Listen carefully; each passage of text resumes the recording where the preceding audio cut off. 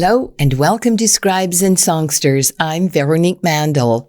Our first guest today is Adam Butcher, an Amherstburg singer-songwriter who's been writing, performing and recording from a very young age. In 2020, one of his music videos had over 100,000 views on YouTube. And isn't that something? Later during the show, we're going to show you one of his videos entitled Something Better Than This. But first, we're going to talk to Adam about his most recent EP release titled Come Home to You and a few other things. Adam, welcome to Scribes and Songsters. Thank you very much for having me. I appreciate it. So let's just sort of back up a little bit and learn a little bit about you. Sure. So you're from Amherstburg? I am, born and raised. Yeah. Where'd you go to school? I actually I grew up in the French Catholic school board system. So I went to École Saint-Jean-Baptiste. And then later on, I went to high school at EJ La Jeunesse. Oh, so you are fluent in French? Yeah, we can say that. Yeah. I'm fluent enough. It's been a little while since I've practiced it, but it's always there. Yeah. Do you ever think about performing in French? I've done it before. In grade 7, or in grade 6, actually, is when they started hosting talent competitions for the French school board system. So, we'd be competing against schools within the area, whether it's from the Windsor region or Chatham-Kent and then so on. And I ended up auditioning for the competition for my school, and they voted me through. So I was going to be the one representing our school. And then later on, I competed against all of the other schools in the area, and we took home the prize for that one. Wow, it sounds like American Idol. Yeah, I'll tell you right now, in grade 7, it felt like it. That's for sure. It was awesome. It was a great experience. Wow. So now, when did you realize that you had this musical talent in you? How old were you? I want to say it was as old as I could remember, maybe around 5 or 6. Wow. So what were you doing? Were you sort of entertaining in the living room for your parents? Yes, I'd say that for sure. I grew up listening to my dad. He played music in a band locally for years. And whenever he had a show, my mother and my brother, and we were always there watching him play. And I think that gave me that first glimpse of inspiration, which is great. And every house party we'd have or any kind of party we'd have with the family, there was always a karaoke system there. So I didn't shy away from singing my favorite tunes. Yeah. So what was your father's band? My dad's band, he played in the Whelan Band. Oh. That was an Amherstburg band, a local band. And then later on in the years, he played with Getting Back Unplugged. Oh, wow. Yeah. So what was his genre mainly? I would say they stuck to a lot of oldies and classic rock tunes, which, you can't go wrong with that. No, exactly. Yeah. So in school, was there a music program in the French system? I would say it would be just like any other program within the schools. But I do thank my music teacher a lot. I still think about her all the time. She was one of the first to kind of discover my talent. And it was right at the end of, I think, 5th grade. We were in class. And, you're near the end of the school year, so you have a little bit more freedom in terms of doing whatever you want. So because I was used to hosting, karaoke parties and stuff at my house with my family, I thought it'd be a good idea to fire up the old desktop computer, have all the kids come around. I'm like, let's sing some karaoke in class, guys, for the end of the year. And that was my first time singing in front of any of my classmates or friends. Nobody knew I could sing. I started taking guitar lessons at the age of 11. I took lessons at the Canadian Conservatory of Music in Windsor with Pete Palazzolo. Oh, yeah. To this day, he's I'd consider him one of my really good friends, mentor, teacher, whatever you want to call him. He's really mentored a lot of young musicians in our area. Absolutely. Yeah. No, he's, in my eyes, he's probably one of the best to go to in the area. No doubt. Now, did you start writing music?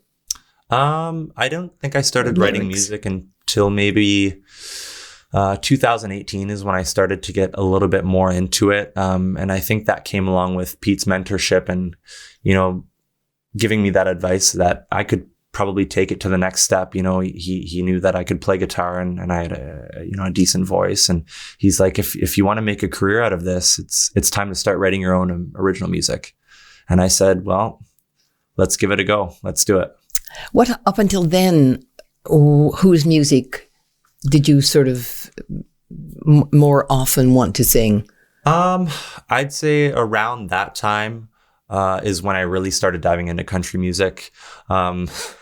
As soon as I hit about maybe 14 or 15 years old is when there was a little bit of a drastic change in my voice.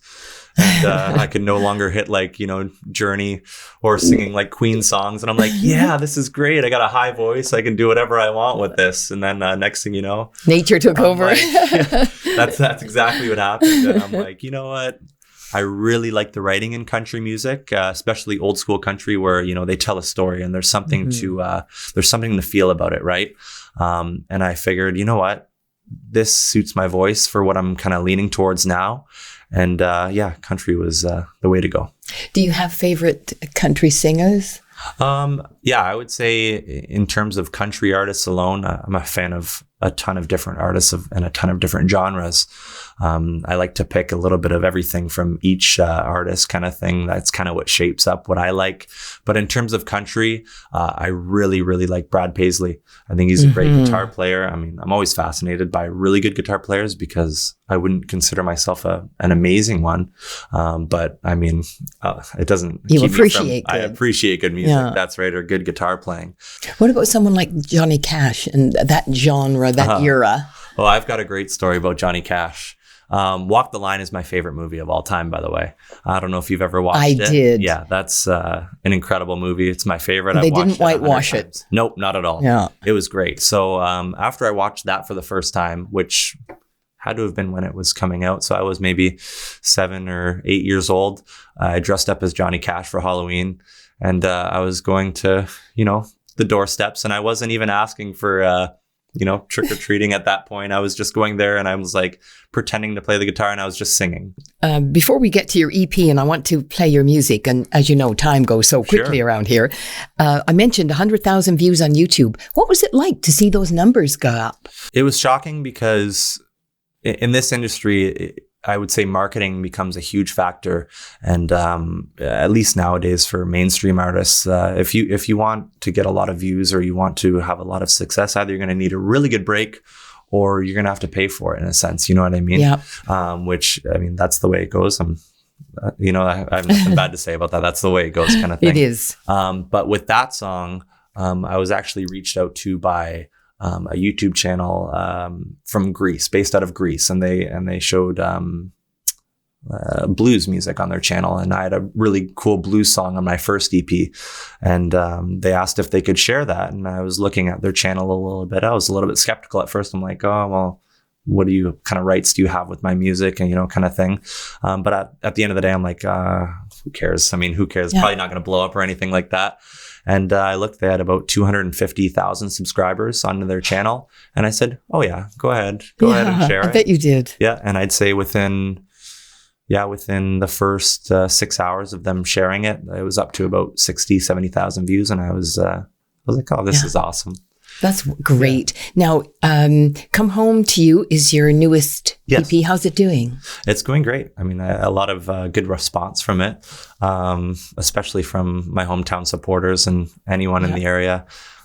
It's just one of those albums where this was like a first glimpse of getting, this is all me. You know what I mean? Everything that I wrote here was what I was feeling, or you know what I mean? The first EP may have been, I guess you could say a bit sculpted in the sense of I'm still learning to write as an artist, and maybe getting some advice from others. And what do you think of this? What do you think of that? This one was all like, this is who I am, and this is what I kind of want to go in the direction. Let's watch Something Better Than This.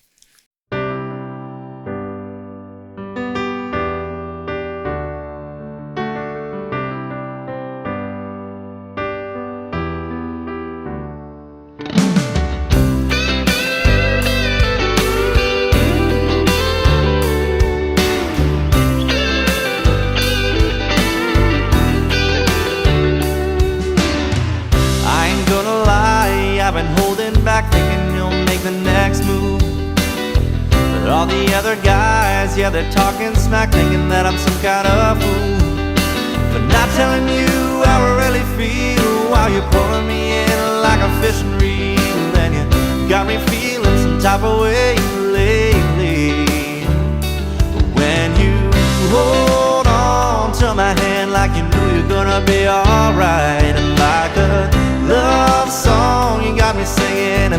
about you every night.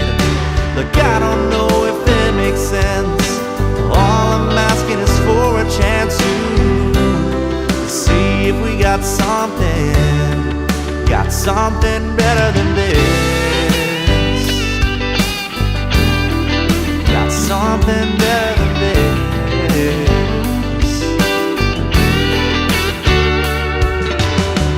I've been trying hard not to think that way, saying it's some kind of mistake. But when you smile and walk away, it sure feels a lot like heartbreak. And I'm not just gonna sit there and pretend that I know what to do, 'cause I just don't know, babe. No, I don't know. I just wanna be with you. 'Cause when you hold on to my hand like you know you're gonna be alright, like a love song, you got me singing and thinking about you every night. Look, I don't know if it makes sense. All I'm asking is for a chance to see if we got something better than this. Got something better than this. When you hold on to my hand like you know you're gonna be alright, and like a love song you got me singing and thinking about you every night. Look, I don't know if it makes sense. All I'm asking is for a chance to see if we got something better than this. Got something better than this. Something better than this.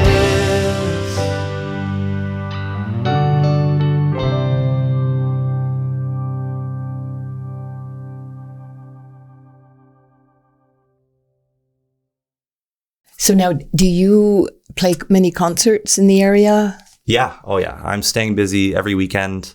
I think last year I finished with, I played about 125 shows Wow. in the year, which is quite a bit. Yes, it And is. we're already on pace for, I think I have 110 booked for this year. So That's fantastic. I'm very lucky to be Yes. doing what I love.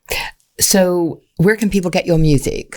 You can see my music on all social media platforms, whether that's Spotify, Apple Music, YouTube Music. You should be able to search up Adam Butcher Music. You can find it there, or you can check it out on my website at adambutchermusic.com.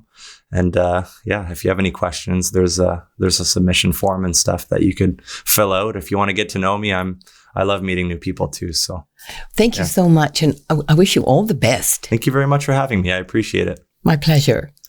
We'll be right back. My next guest is Marena Woodsit. Marena was raised in Leamington, but spent over 30 years teaching in the Toronto area. However, when she retired, she returned to Leamington and pursued many interests, and we'll talk about them. She has recently published a book titled Canada's Kiddie Geography and History in ABCs. Another interest of Marena's is songwriting, and together with Bakhous Saba and Sarah Smith, wrote a song and produced a music video titled I'm Looking in the Mirror, which we will play later on. Welcome to Scribes and Songsters. Thank you, Veronique. Well, congratulations on your book. Is this your first book?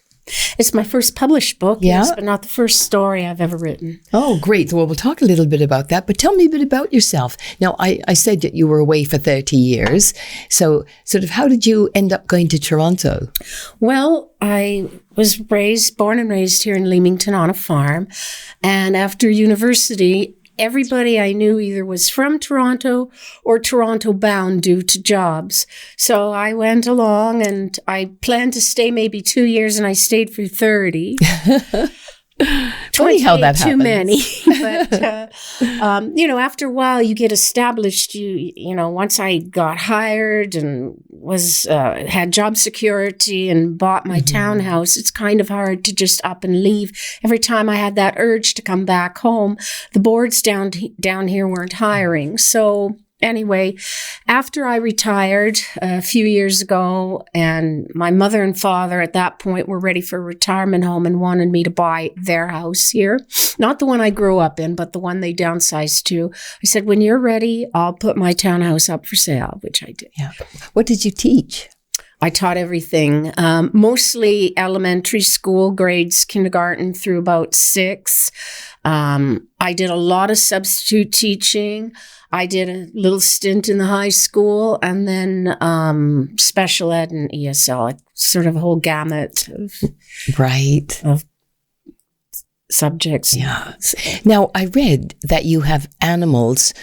What kind of animals? Well, I have 2 dogs and a cat. Yeah. Had 3 dogs at one point, but their lifespan is only about 15 years. I love animals. I'd have a whole house full if I could, but then I'd be called a crazy cat lady. Yeah, true. Did that come from growing up on a farm? Actually, we didn't have an animal farm. We had cash crops, but I'm just a natural born animal lover, and wildlife. It's just my passion. What was the inspiration for your book? I always wanted to write, and I turned 60 last year, and I thought it's about time I get something published. Now, I wrote this a number of years ago, and what inspired me, I believe, was either one of the U.S. First ladies or second ladies. It might have been Jill Biden at the time, because she was an educator, and I think she wrote something similar from an American standpoint. So I thought, well, boy, if she can do it, I can do it. So that kind of inspired me to try it, the Canadian version of it. Do you find that there is a lacking of geography and history knowledge in the system today? That kids are not learning it the way we used to? I think kids know more about the U.S. than they do about Canada. They don't know, some people don't even know that we have a monarch. They don't know their capitals, and they don't know a province over a city. It's really quite sad. I've seen that. I see them at the post-secondary level. And so when I saw your book, I thought,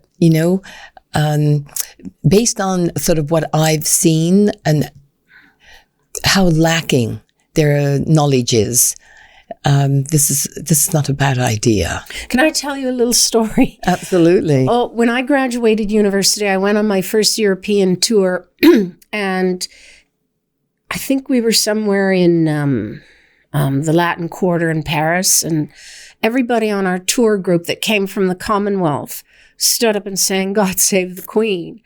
And I thought, kids don't know that anthem anymore, even though it's not our official anthem anymore, but we should know it. And so one of the last few years I was teaching, I taught the kids "God Save the Queen." Oh, good for you. Yeah. Every Monday I said, we're going to sing "God Save the Queen." And one time I forgot, and one of the kids said, "Miss, we forgot to sing "God Save the Queen." That's a lovely story. But they should know They that. should know. Absolutely, they should. Yeah. So how did you decide what you were going to put in it? Because, and how did, you decide to do the ABC? Was it just sort of province? Yeah, alphabetically. Yeah. And I had to, of course, make sure every province and territory was included. And maybe a little interesting fact about each. One geography fact, one history fact. There's the odd page where it's kind of combined. Sort of geography and history go together, but most of the time it's just one. Yeah, I mean, the Dion quintuplets, that was quite a historic fact or yeah, event. Absolutely. And I would say that probably 95% of young people today have never heard of them. And I mean, so it's some of the stuff that gets lost. Yes, and I wanted to make it interesting and not like a textbook. ABC version, of course. And, simple fun facts. A lot of time, and I have to admit, history was not my favorite subject because it's all about war and killing. And I want history to be interesting, not depressing. Yeah, absolutely. And especially when it's a children's book. Now, who did the illustrations? The publisher. The publisher did, and they didn't put the illustrator's name on it. It was self-published, so that might be why. They gave me a choice of different animators or illustrators, and it was a lot of fun going through it. But yeah, a friend of mine said, why didn't they put the illustrator on your book? So it wasn't an oversight. It's just how they did it. Wow. But her name was Steph. I'll give her a plug. Give her a plug because she did a lovely job. Yes, she did. Yeah. I'm getting a lot of comments on it. Oh, I briefly want to talk about music because we also need to watch this wonderful video. You wrote this with a couple of friends? Yes. Bakhous Saba, we went to high school together, although he was a few years ahead. But he's a local songwriter, and he works as a crossing guard, crossing the children on my street. So every morning when I walk my dogs, we would talk about our parents who had and have Alzheimer's dementia. And I told him about my story as well, my book, and he told me about writing songs. And one morning he handed me a piece of paper and said, "Finish this, please." Finish what? Can you finish this song? It needs another verse. And I said, but I'm a storyteller. I'm not a songwriter. He said, just give it a try. So I gave it a try, and I finished the song, and maybe a month or two later, he came over with a big file full of other songs, and we sat with Tim Hortons donuts and coffee and finished all these songs, one of which was Looking in the Mirror. And if you would have said a year ago, in a year, you're going to not only write this song, but one of Canada's upcoming singer-songwriters is going to sing it on YouTube, I would have said, no way. Okay, let's listen. Here it is. I'm looking in the mirror.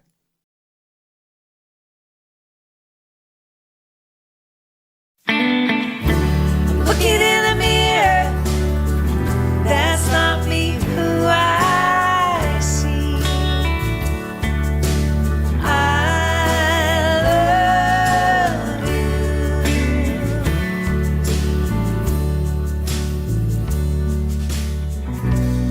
Still young, but dementia has found me.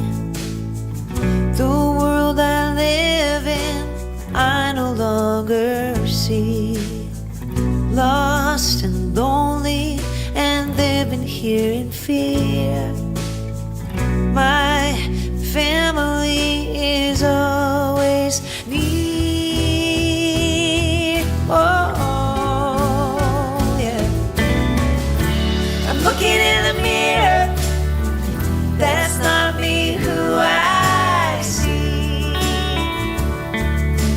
I love you. I'm looking in the mirror. I remember who I used to be. We love you.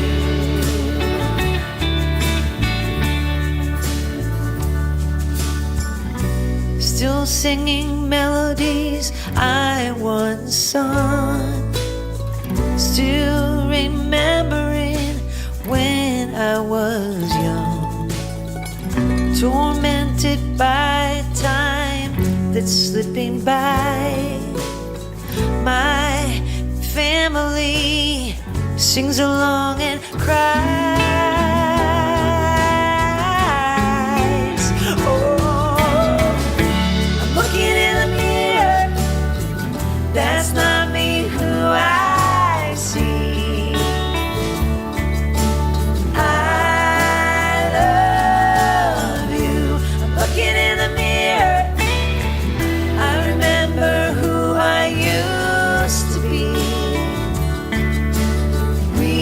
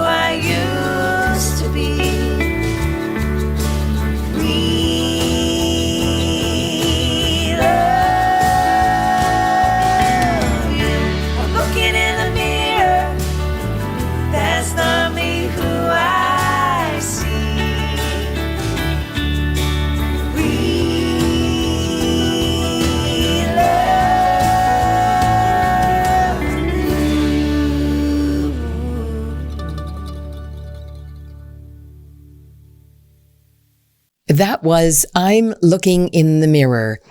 And my guest is Marena. Now, Marena, that is one of the most poignant songs. And almost all of us could be looking in the mirror. Yes, dementia has affected not only myself, but Bakhous and Sarah. It's prominent in all our families. I lost both my parents in the last 3 years through it. It changes the people, changes who they are. And like I say, it really resonates with a lot of people. Do you expect to be collaborating more on the whole music thing? Or are you going to concentrate on books? Well, I'd rather concentrate on books because, like I say, I don't profess to be a songwriter, but I'm more than happy to help anytime they need it. So you have a new book coming out. Yes. It's called Maddie Makes Ripples. Yes. And when do you expect to have that out? It's in the final stages of production right now. Well, I wish you all the best. Thank you so much for sharing all this with us. Oh, you're quite welcome. It was fun. Thank you. And that's a wrap for this edition of Scribes and Songsters. Many thanks to my guests, Adam Butcher and Marena Woodsit. Thanks to our Scribes and Songsters team, producer Brian Sweet, technical producer and editor Gary Glass. Grateful thanks to Tony Toldo and the Toldo Foundation, and to Neil and Tina Queering for their ongoing support. We certainly appreciate it. Special thanks to you for watching. Hope to see you soon, right back here on Scribes and Songsters. And don't forget, you can watch all 7 seasons of Scribes and Songsters on YouTube. I'm Veronique Mandel. Bye for now.